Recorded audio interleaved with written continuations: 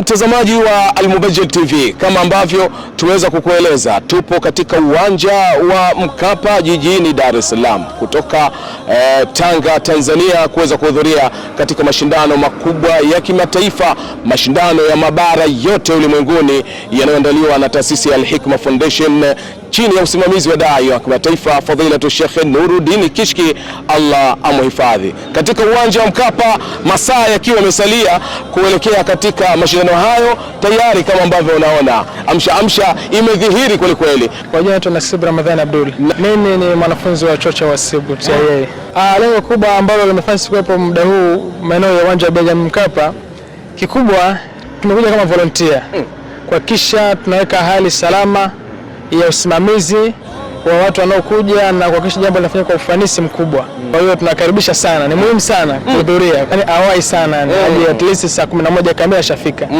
Tujaze uwanja mapema na ratiba zianze kwa wakati na zikamilike kwa wakati. Bashasha linaashiria kwamba watu wa Qur'ani huwa wako katika furaha fi dunia wal akhirah bi mashiatillahi azza wa jalla. Naitwa Yazid Saleh Isa Mkana. Kikubwa tuhudhurie katika haya mashindano kwa sababu haya mashindano ni fursa kwetu. Kuna kheri nyingi katika haya mashindano.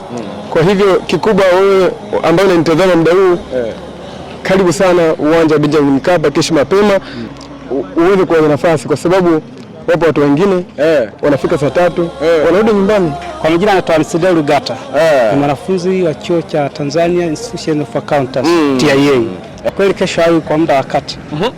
Ili kesho ajasikilize, anufaike na kitabu cha Mwenyezi Mungu.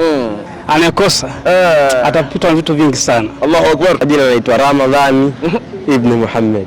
Kiukweli kama Muislamu mwana Dar es Salaam, upo Mbagala, upo Buza, upo maeneo ya karibu na Temeke hapa uwanjani.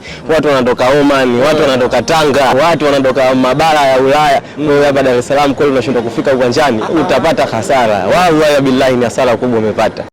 Unaangalia Al-Mubajjal TV Tanzania, chemchemu ya elimu.